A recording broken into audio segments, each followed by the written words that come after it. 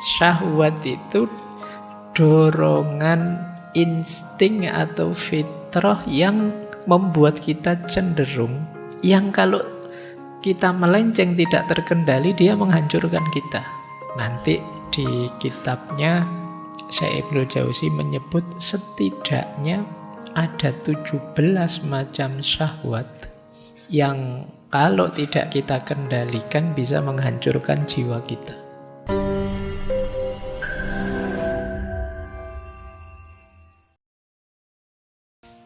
Baik, bismillah ya, kita mulai. Gimana caranya menaklukkan hawa nafsu?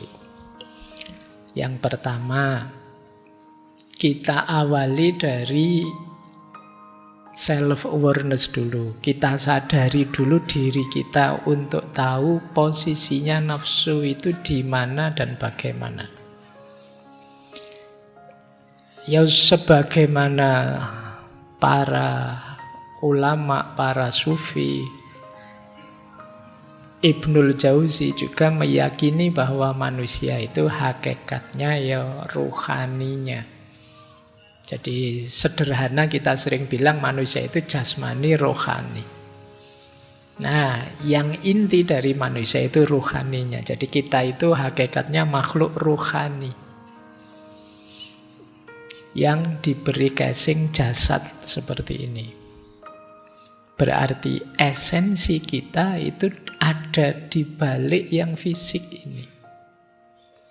Dan bentuknya apa? Esensi di balik fisik yang rohani tadi namanya kita menyebut jiwa atau nafas. Jadi ini nanti dibedakan ya, nafas yang jiwa dengan nafas yang syahwaniyah atau syahwah, atau kita menambahi kalau di Indonesia dikasih kata-kata hawa nafsu, syahwat. Jadi karena kalau di Indonesia syahwat itu ya bahasa Indonesia ini nafsu.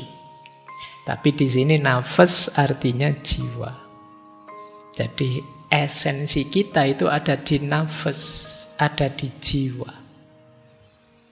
Fisik ini hanya casing. Kalau kata Imam Ghazali, fisik ini kholak, ciptaan yang sifatnya ijbari. Jadi casing itu pokoknya diberi paketan jadi. Beda dengan nafas jiwa. Kalau jiwa itu isinya banyak paket potensi. Bisa ini, bisa itu. Mau jahat bisa, mau baik bisa, itu ada di jiwa. Tapi kalau fisik ini paket, sudah paket jadi. Kita tidak bisa nawar. Oleh Allah diberi semacam ini. Maka kata Imam Ghazali, kholak itu sifatnya ijbari. Ijbari itu dalam tanda petik ya paksaan. Jadi sudah kita dikasih itu, sudah. Kulit kita seperti ini, profil wajah kita begini, rambut kita begini, itu ijbari. Karena dia kita tidak bisa nawar, maka jeleknya atau buruknya kholak, buruknya jasad itu bukan aib. Jadi body shaming itu kenapa negatif? Karena dia mencela sesuatu yang orang tidak bisa nawar. Saya jelek itu kan ya paketan. Loh, kamu mencela saya, mencela yang bikin saya, jangan-jangan. Jadi itu bukan aib, maka kalian jangan malu. Kalau fisikmu merasa kok tidak secakep bintang-bintang film, ya tidak secakep yang di drakor-drakor, ya tidak apa-apa. Wong itu paket ijbari. Malulah, anggaplah itu aib kalau aspek nafasmu, jiwamu yang negatif, karena itu pilihanmu. Jadi jangan alasan, Pak, saya jahat itu jangan-jangan memang sudah paketan dari Allah. Tidak begitu. Allah memberi kita paket lengkap. Kamu baik bisa, jahat bisa. Kamu jujur bisa, bohong bisa. Kamu milih bohong, ya rasakan efeknya. Kamu dicela orang, kamu dibenci masyarakat, dan lain sebagainya. Jadi mari kita pahami dua. Maka ikhtiar kita yang paling banyak, ayo membereskan sisi dalam diri kita, jiwa kita. Meskipun jangan-jangan kita lebih sibuk dengan sisi luar, casingnya. Ya enggak apa-apa casing kita rawat baik-baik, karena casing ini yang mewadahi jiwa kita. Ya kalau casingnya remuk, casingnya sakit-sakitan, ya jiwanya tidak bisa, potensi-potensi tadi tidak bisa diaktualkan. Kalian sakit parah, ya tidak bisa kalau mau, Pak saya mau melakukan kebaikan ini, kebaikan itu, ya tidak kuat kamu, karena dia casingnya. Baik, menurut Syekh Ibnu Jauzi, jiwa kita itu unsurnya 3. Yang pertama akli, yang kedua ghadabi, yang ketiga syahwani. Jadi akal, daya rasional, kemudian ghadabi itu amarah. Jadi hasrat, ambisi, keinginan. Yang ketiga syahwaniyah. Syahwaniyah itu syahwat, dorongan. Nah, ini sebagaimana para ulama yang lain, beliau menyebut bahwa daya jiwa itu harus kita kendalikan. Jangan dibiarkan jalan sendiri. Kenapa? Karena dia bisa positif, bisa negatif. Jadi dimensi jiwa kita tadi loh, jangan kita biarkan saja. Oleh Allah kita diberi pilihan untuk milih.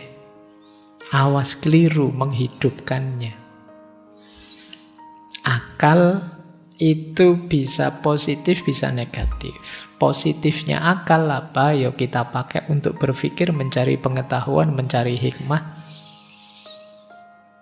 menemukan pola hidup terbaik dengan akal kita.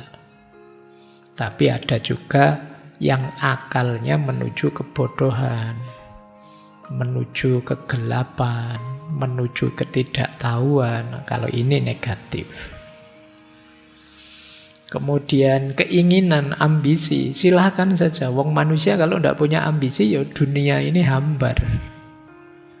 Kalian kan sering menyalahkan keinginan, menyalahkan cita-cita. Kok saya tidak usah punya banyak cita-cita. Keinginan sumber penderitaan. Kan kamu sering begitu. Loh, tapi kalau orang tidak punya keinginan, ya dunia ini mandek. Kalian berangkat ke sini, itu kan dasarnya juga keinginan kan.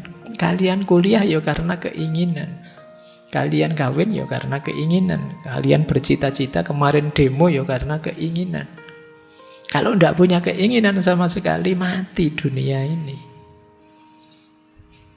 Jadi ini yang namanya nafas amarah, atau istilah beliau juz'un ghadabiyun.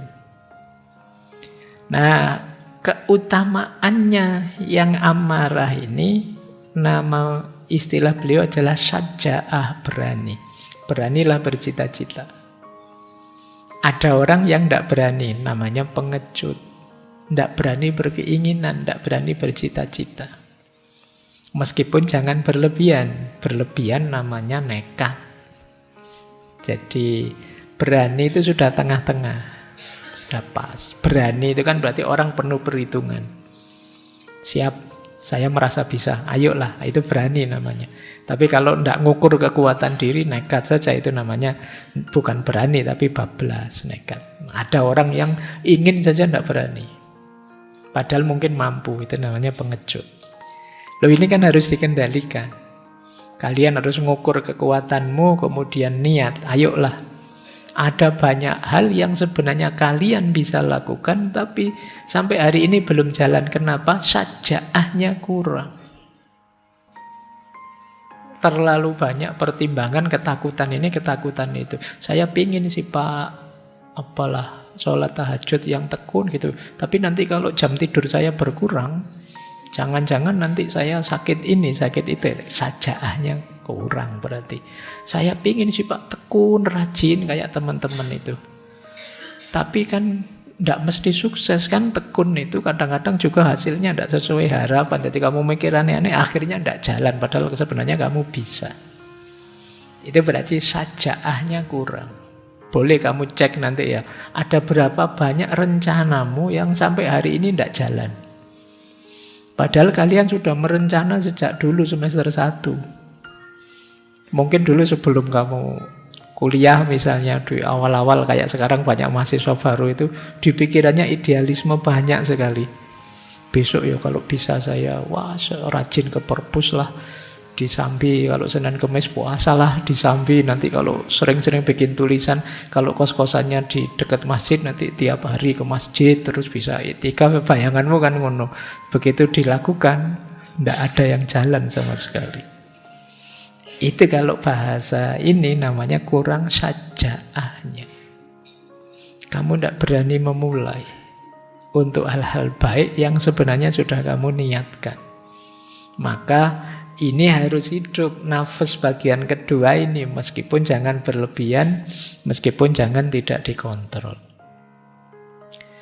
Yang ketiga ada nafas syahwaniyah. Kalau ini berhubungan dengan makan, minum, kawin, dan yang sejenis itu. Syahwat.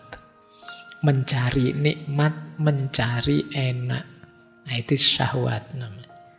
Loh ini harus dituruti, harus dipenuhi, meskipun sama seperti tadi.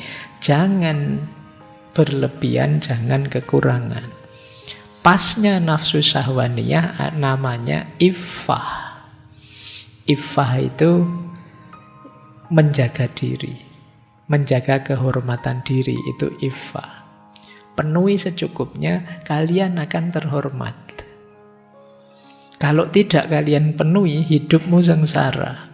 Kalau terlalu kamu umbar, ya kamu lepas kendali, ya hidupmu kacau, tidak teratur.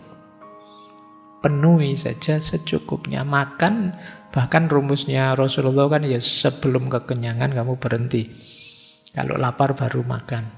Terlalu banyak makan, terlalu serakah, mentang-mentang makan bersama terus kamu los pokoknya. Mumpung prasmanan Pak, muter sampai 4 kali misalnya.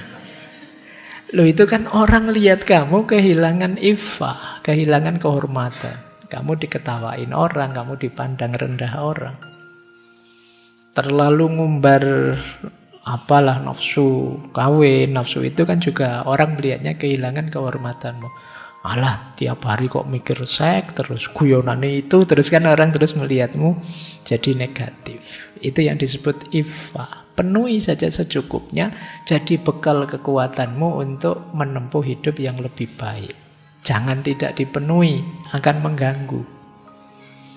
Ini sebenarnya agak dekat dengan teorinya Karl Marx sampai level tertentu ya. Karena manusia itu ya di aspek materi, ekonomi itu dipenuhi kebutuhan dasarnya. Kalau ini belum terpenuhi, kamu tidak tenang untuk melakukan yang lebih tinggi dari itu.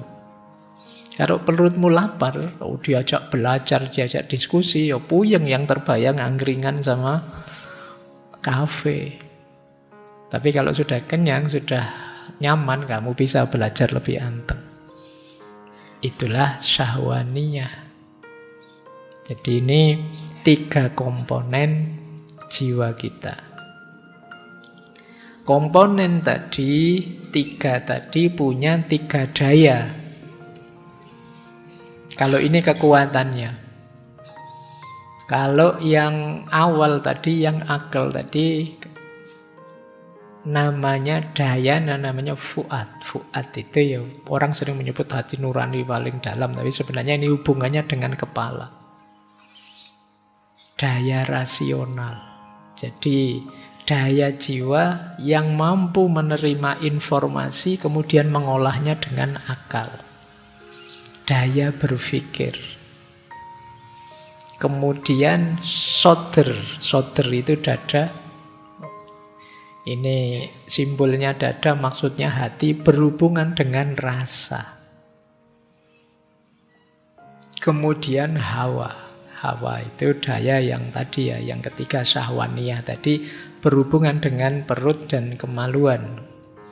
Jadi ini simbol dari kesenangan. Makan, minum, hasrat seksual. Jadi akal punya fuad, kemudian yang amarah tadi ada soder, dan yang syahwaniyah ada hawa. Kepala, dada, perut ke bawah. Ini Dulu pernah kita bahas detail ya ketika Imam Ghazali di Kimia Us-Sa'adah. Yang bawah dipenuhi terus naik. Ini berhubungan dengan emosi. Emosi hidup yang nyaman. Kemudian paling tinggi natikohnya, akalnya. Jadi emosinya beres, syahwatnya terpenuhi, pikirannya jernih, itulah nanti hidup yang bahagia. Inilah diri kita, daya jiwa kita.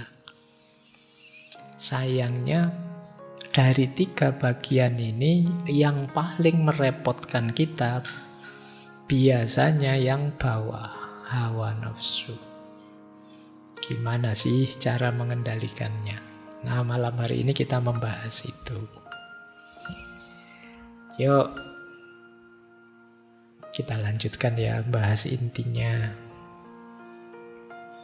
Apa sih hawa nafsu itu? Hawa itu apa sih? Beliau mendefinisikan nafsu itu begini loh. Ini dari Dhammul Hawa tadi ya. Ketahuilah bahwa nafsu merupakan kecondongan watak kepada sesuatu yang disenangi. Kecondongan ini diciptakan manusia demi kepentingan hidupnya. Jadi ini kecondongan jiwa kita. Kenapa kok kita condong ke sini atau condong ke situ? Biasanya untuk kepentingan hidup kita. Kenapa kita senang makan? Kenapa kita senang minum? Kenapa kita senang seks misalnya?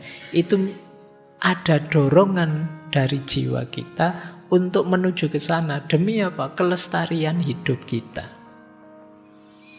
Jadi, Pak kok Allah ngasih itu ya Pak? Ya kalau kita tidak dikasih itu, kita nanti kalau dikasih isinya yang utama-utama terus tidak ada tentang makan, tidak ada tentang minum, tidak ada tentang seks, hidup kita selesai. Ini penting untuk mempertahankan hidup dan menemukan kebahagiaan hidup. Jadi jika manusia tidak punya kecondongan untuk makan, dia tidak akan makan. Kalau tidak makan ya habis. Kita akan innalillahi. Jadi ya meskipun tidak harus kemudian, saya pernah kajian tentang agama dan sains, itu kan ada satu buku yang hubungannya tentang Islam dan sains. Saya lupa itu buku dari mana itu. Buku ini cerita bahwa di negara tertentu ada buku sains yang isinya itu unik. Karena semuanya dibuat tergantung. Jadi misalnya begini, makhluk hidup itu kalau tidak makan seminggu dia akan mati. Terus ditambahi kata-kata insya Allah. Itu menarik ya. Iya, semuanya ya tergantung Allah. Tapi kan harus kita pedomani bahwa kita perlu makan. Pak Ashabul Kahfi itu Pak 300 tahun Pak di gua masih hidup seger. Iyalah, itu kan mukjizat, kejadian luar biasa. Tidak bisa dijadikan pedoman untuk hidup kita yang biasa. Jadi ya tidak harus kemudian semuanya diberi insya Allah. Jadi ya meskipun semuanya kuasanya Allah, tapi kan ada sunnatullah yang harus kita pedomani dalam hidup. Makan, minum, termasuk menikah. Jadi itulah hakikatnya nafsu. Jadi jiwa kita condong ke situ untuk mempertahankan hidup kita. Termasuk tadi ada amarah. Amarah itu berguna untuk menolak hal-hal yang mungkin menyakiti kita. Maka kata beliau, tidak seharusnya kita mencela nafsu secara mutlak. Yang dicela apa? Nafsu yang berlebihan, melampaui batas. Jadi melampaui batas kemaslahatan dan menolak kemudorotan. Jadi sekedar maslahat dan menolak mudorot ini saja yang kita cari, jangan berlebihan. Makan itu yo untuk bekal kita mencapai ideal yang lebih tinggi. Minum juga begitu, menikah juga begitu. Jangan finalnya hidup saya ya makan Pak misalnya ya. Eman-eman kita. Tujuan hidup kan tidak itu. Nah, yang dicela yang berlebih-lebihan seperti tadi. Baik, nah meskipun banyak orang dibelenggu oleh hawa nafsunya, berarti hidupnya diliputi oleh nafsu saja, yang dipikir perut ke bawah saja. Jadi yang dipikir nyari enak saja. Kita lihat nanti ya, apa sih jeleknya ini. Kemudian gimana cara membebaskannya. Kenapa sih kok kita tidak boleh hanya fokus pada hawa nafsu? Hati-hati.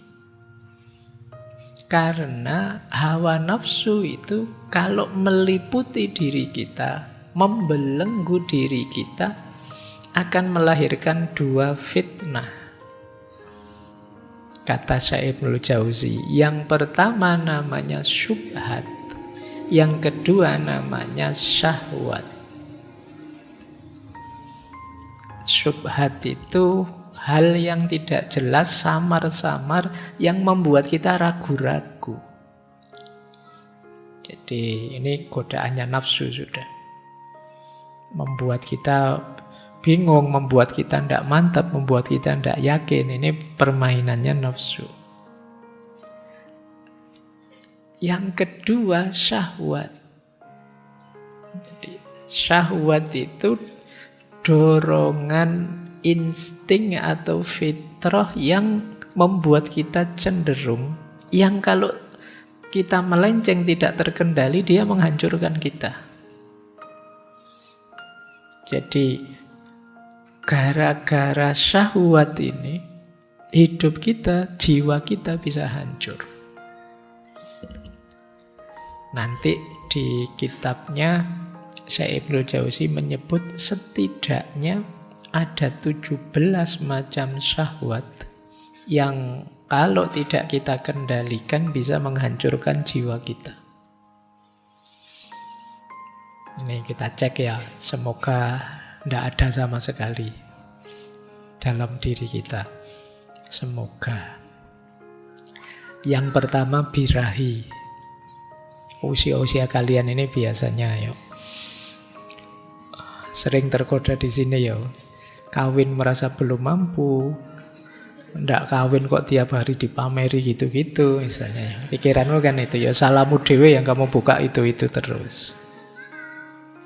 Ini bisa menghancurkan jiwa, kamu kepikiran tiap hari, pikiranmu penuh dengan gambar yang begitu-begitu misalnya, itu birahi namanya. Yang kedua rakus, tamak. Enak dan tidak mau berhenti, ingin terus-terusan. Jadi sudah nikmat, ingin nambah lagi, tidak mau berhenti. Ini rakus namanya. Tidak tahu kapan ngerem. Yang ketiga, kekuasaan. Nah, ini contohnya banyak. Jadi, kalau sudah masuk ke situ, tidak mau berhenti, ingin terus. Hati-hati, godaan semacam ini menghancurkan jiwa. Jadi merusak. Kalau jiwa kita sudah hancur, gelap dia, tidak peka lagi mana hitam, mana putih, mana baik, mana buruk. Jadi birahi, kerakusan, kekuasaan, kalau tidak kita kendalikan akan menghancurkan hidup kita. Yang keempat bakhil, pelit. Ini egois, tidak mau berbagi kesenangan, kebahagiaan, kegembiraan, semua mau diborong sendiri, nyari enaknya sendiri dan keluarganya. Itu bakhil. Kok ketawa kalian? Kali ini contohnya.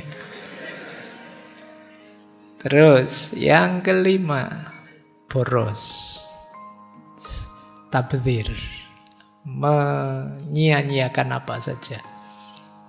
Mungkin di kita yang sering kita boroskan, wong kita bukan orang kaya, biasanya yang kita boroskan waktu. Jadi penggunaan waktu kita itu tidak efektif. Ini merusak jiwa. Jadi waktu berlalu dan kita merasa bukan apa-apa, itu menyakitkan bagi jiwa kita. Cirinya kita sering kaget. Loh, sudah seminggu.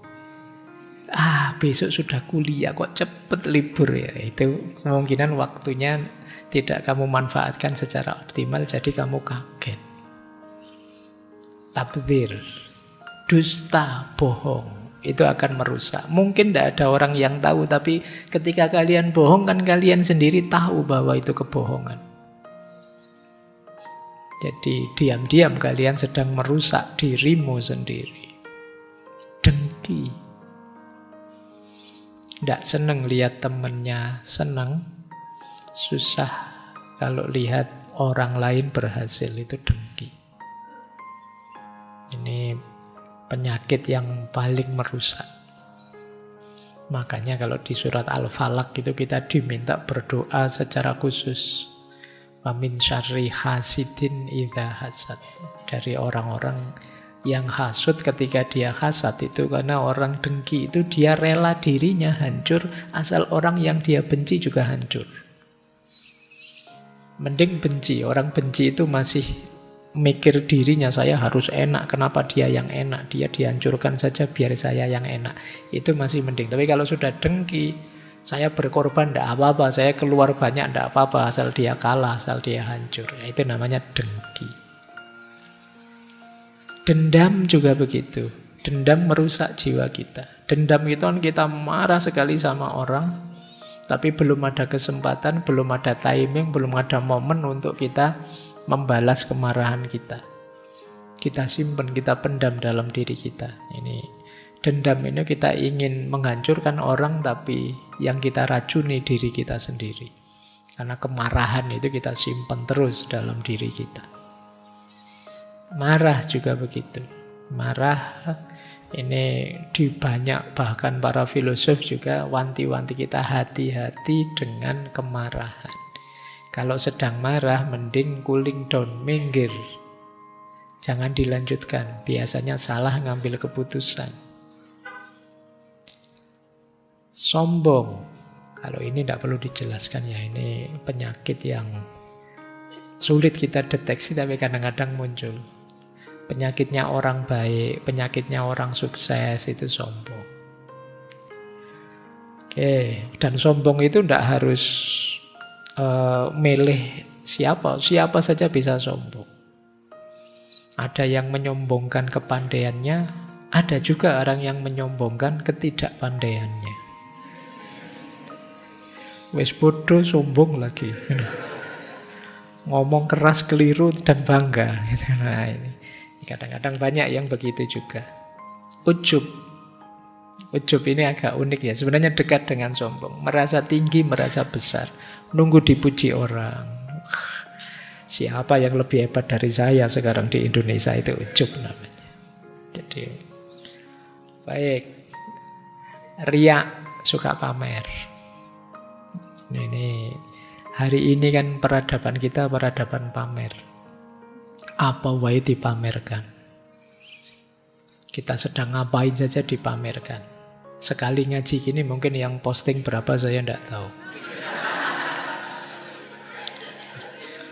Ngaji baru sekali tapi postingannya sudah 11 kali. Ngajinya baru 40 menit. Nah, ya nanti kalau ditegur, mbok jangan banyak-banyak pamer. Ini bukan pamer ini tahadus bin nikmah ini. Kayaknya padahal pas ngaji yo ngantuk, yo pulangnya yo kapok itu, tapi yo tetap pokoknya baik. Yo hati-hati, dijaga sendiri-sendiri hatinya.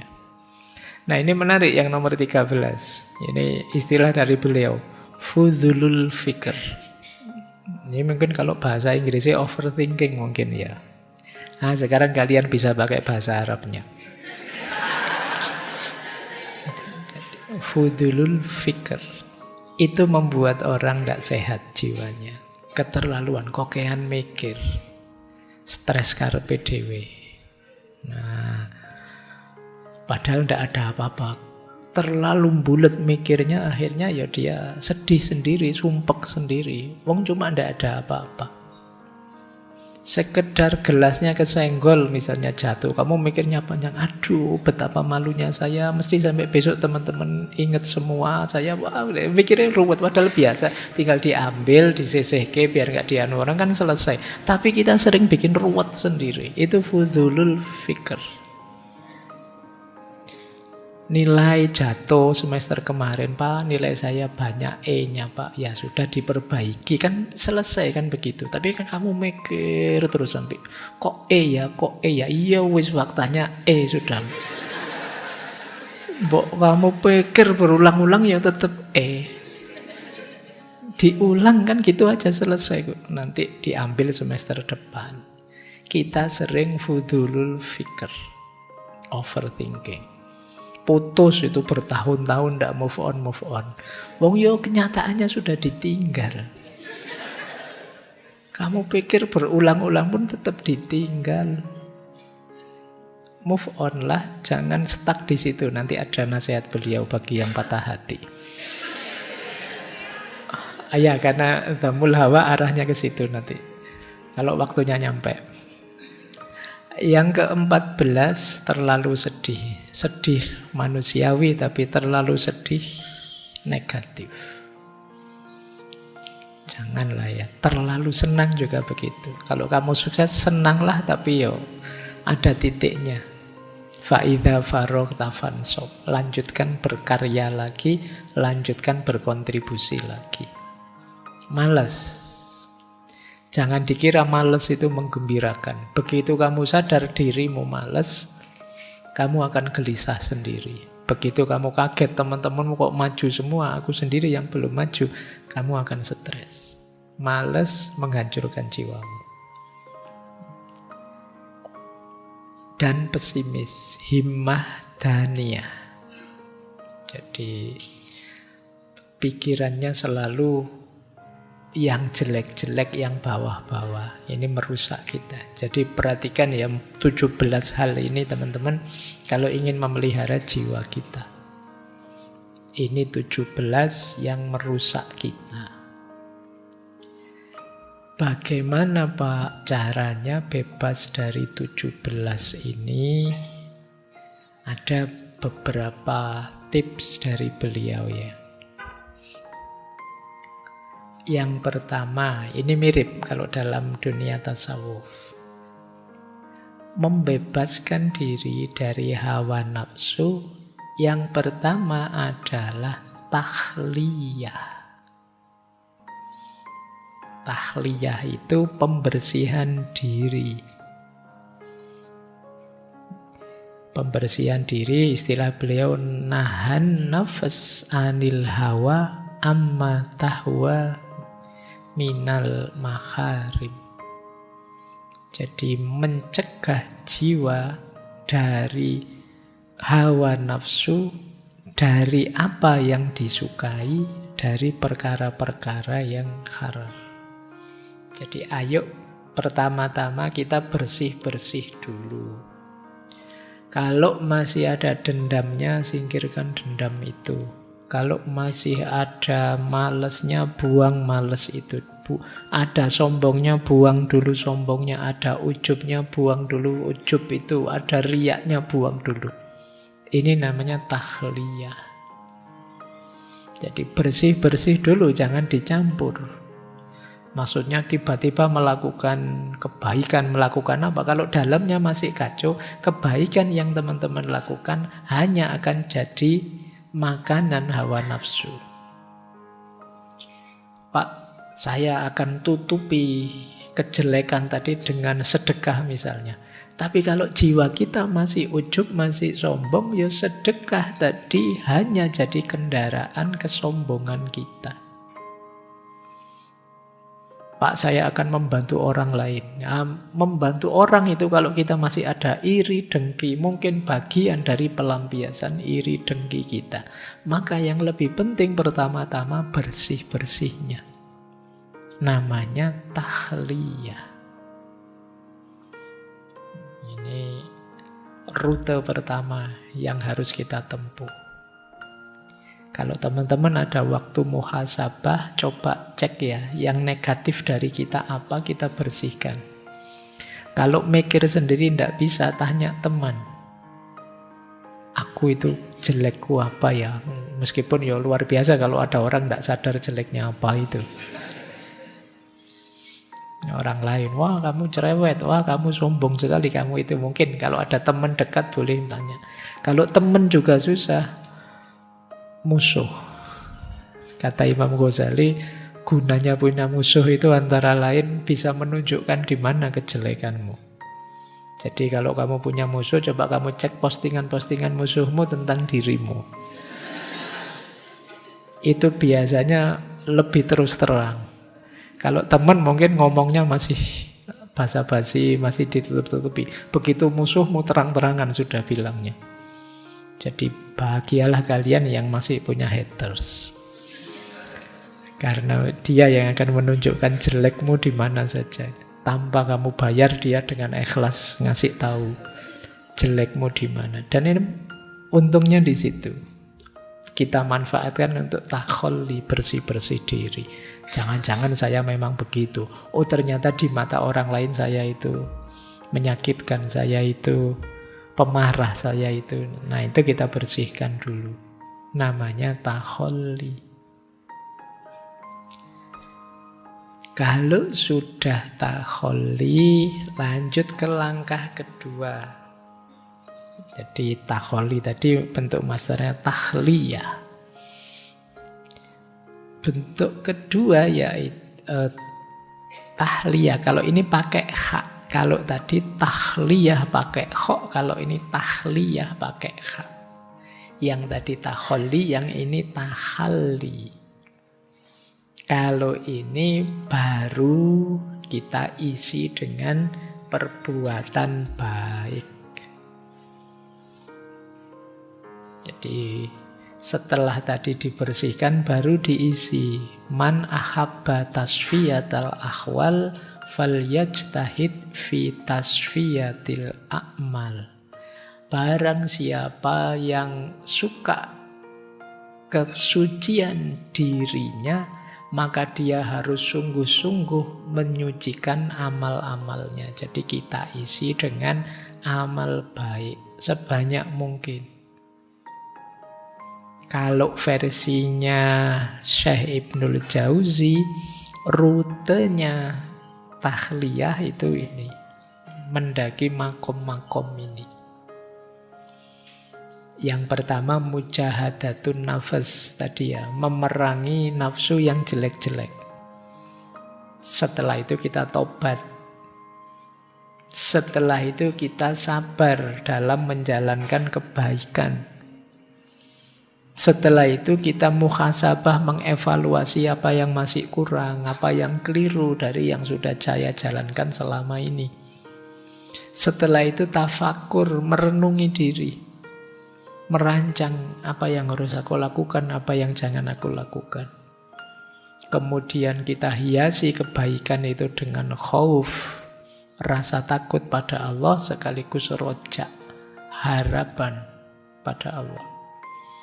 Puncaknya mahabbah. Ini saya jelaskan cepat ya, karena masing-masing nanti ada pembahasannya sendiri-sendiri. Tapi tidak malam hari ini. Karena panjang, kayak saya jelaskan satu-satu. Malam hari ini kita fokus melawan hawa nafsunya dulu. Kapan-kapan kita belajar. Taubat sudah pernah kita bahas, sabar sudah, muhasabah sudah, tafakur pada saatnya, khauf dan rojak sudah, mahabbah sudah sering. Kalian cari satu-satu di temanya ngaji filsafat. Kalau saya jelaskan nanti ngulang. Inilah rute tahliyah. Rutenya tahalli, tapi syaratnya takholli dulu, bersih-bersih diri. Saya lanjutkan. Nah, proses ketiga, istilah beliau kalau sudah tahliyah, sekarang tahqiq ubudiyah. Kalau tadi kan hubungan kita dengan Allah. Kita bersihkan diri, kita isi dengan kebaikan-kebaikan. Sekarang kita tahqiq. Tahqiq itu kita aktualkan diri kita yang sudah baik, kita aktualkan dalam kehidupan sehari-hari. Ini namanya tahqiq ubudiyah. Jadi inilah nanti yang istilahnya Syekh Ibnul Jauzi disebut abid.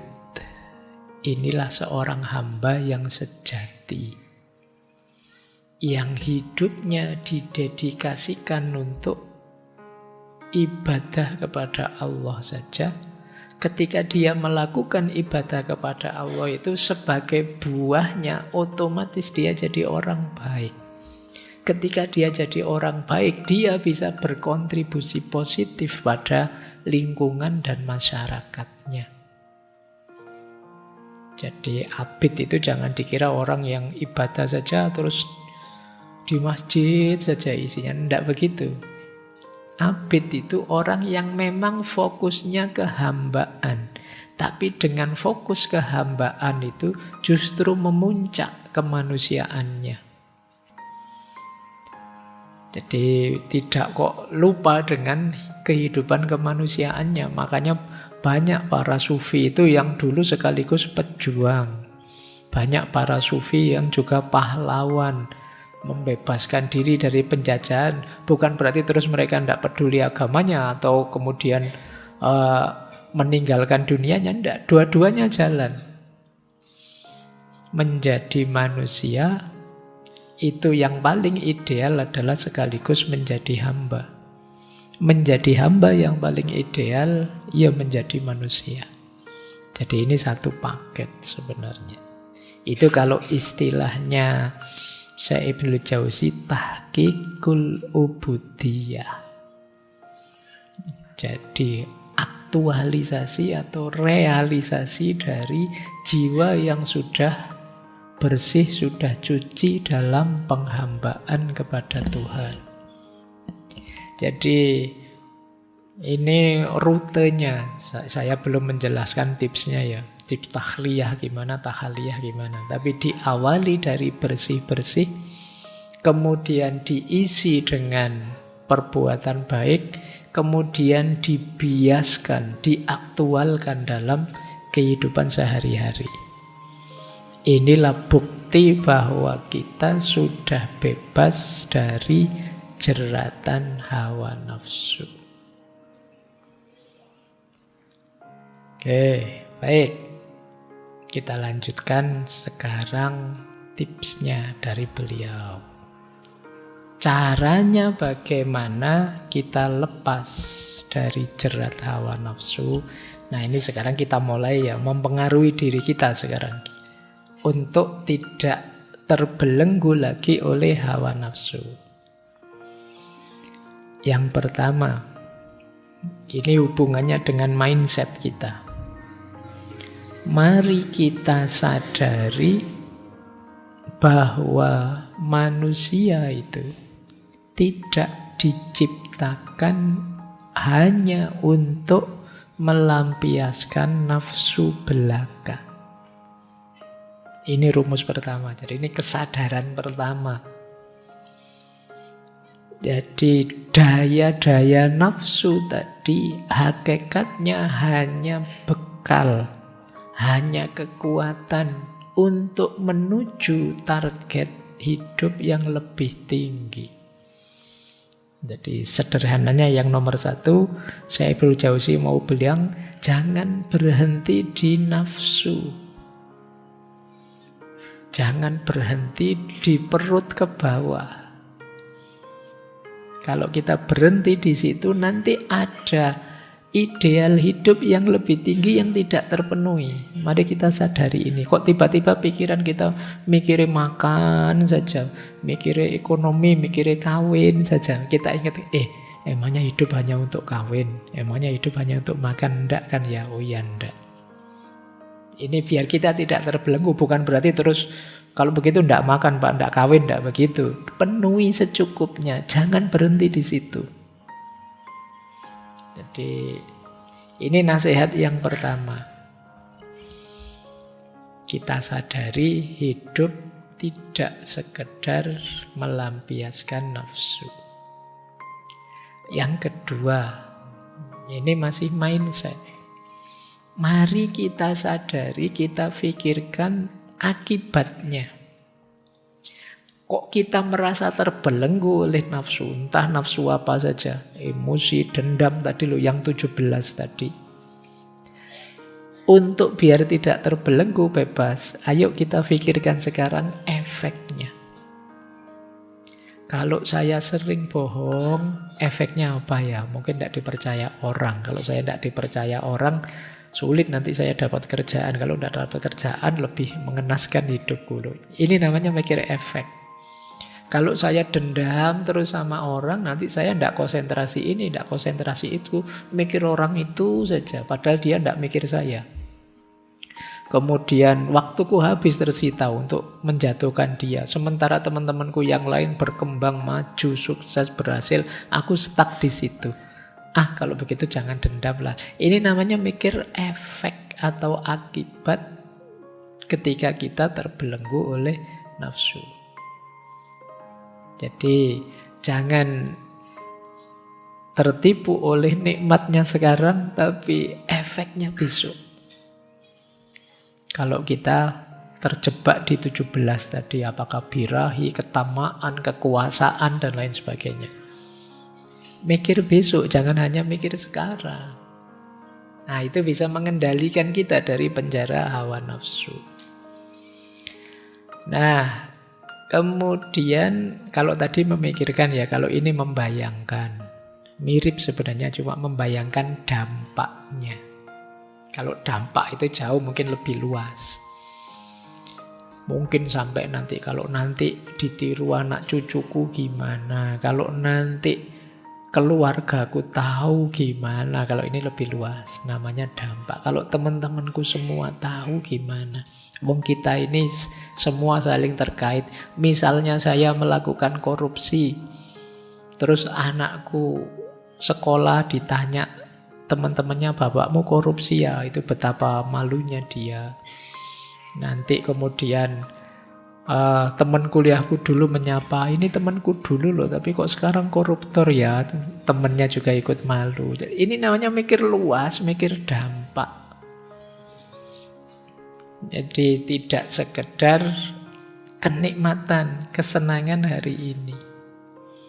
Ini salah satu cara untuk kita membebaskan diri dari jerat hawa nafsu. Kemudian membayangkan komentarnya orang. Itu kan apalagi hari ini, wow, kamu bisa dikeroyok netizen se-Indonesia. Kalau ketahuan kamu negatif, kamu jelek. Iya ya, nanti kalau semua orang ngomong jelek, apa saya kuat ya?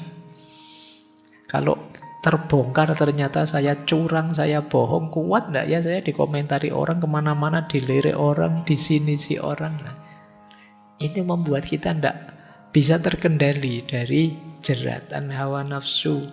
Jadi membayangkan penilaian komentarnya orang. Kemudian yang nomor 5, menyadari bahwa nafsu itu sebenarnya kurang bernilai. Nah, kalau ini perlu ilmu kalau yang ini ya. Nah, makanya penting terus kita belajar. Karena kadang-kadang dorongan jiwa yang negatif tadi, yang 17 tadi itu tidak kita sadari. Tapi begitu kita sadar, oh iya ya, ternyata kayak gini, ini namanya pamer, namanya riya. Tidak penting sih sebenarnya, ngapain aku capek-capek ini. Nah, wong yo, teman-teman yang sudah suka padaku tidak terlalu butuh pamerku. Yang tidak suka padaku, saya pameri apapun dia tetap tidak suka. Jadi ngapain sih aku capek-capek kayak gini. Nah, ini namanya mikir. Jadi sadar bahwa ini kurang bernilai. Semua hal yang negatif ini mesti kurang bernilai. Nah, ini coba ya kita balik mindset kita. Kemudian mari kita pikirkan juga betapa hebatnya orang yang menang melawan hawa nafsu betapa hinanya orang yang kalah oleh nafsunya. Jadi kita kan bangga misalnya sapa wis yang menang melawan hawa. Nabi Yusuf. Nabi Yusuf itu sudah diundang ke kamar, yujane yo pingin. Walakot hammat bihi wa hamma biha. Sama-sama punya punya keinginan. Laula an ro'a burhana robbi. Tapi dia sadar, ndak boleh ini. Masih ingat peringatannya Tuhan, jadi sukses, ndak tergoda. Meskipun ketika mau balik lari keluar terus ditarik bajunya sehingga robek di belakang. Saya ndak bayangkan kalau kasusnya kalian mengalami momen begitu. Itu bisa kejadian beneran, malah mbok video ke mungkin ya. Yo Nabi Yusuf selamat. Dan kita kagum melihat yang seperti itu. Orang yang mampu menaklukkan hawa nafsunya itu mengagumkan. Mungkin teman-teman sering lihat ya, ada kasus apa gitu, terus orang yang jadi korbannya dengan jiwa besar. Baiklah, ndak apa-apa, saya tahu memang ndak ada manusia yang sempurna, saya maafkan dia.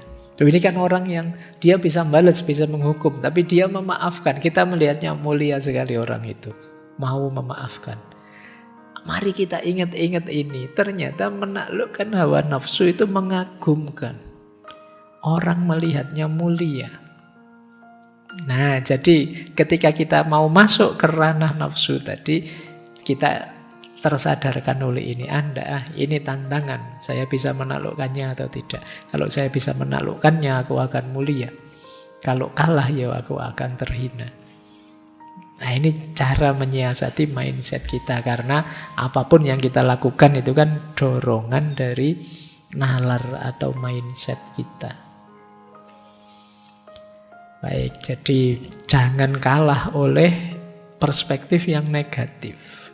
Mari selalu mikir yang mulia, yang positif. Karena kadang-kadang itu ya pikiran kita sendiri yang mengarahkan ke nafsu. Makanya di sini mindset kita oleh Syekh Ibnu Jauzi ingin dibalik, bahwa mari kita sadari hal-hal yang baik, yang positif ini. Yang terakhir, tips untuk menaklukkan hawa nafsu ya tentu saja orang yang bisa menaklukkan hawa nafsunya itu terpuji di dunia dan sukses mendapat pahala di akhirat. Kalau ini kita sering lupa kadang-kadang gayanya orang sekarang, saya tidak butuh pahala Pak gitu. Pahala saya sudah banyak Pak, sudah ada yang sumbungnya sampai ke situ.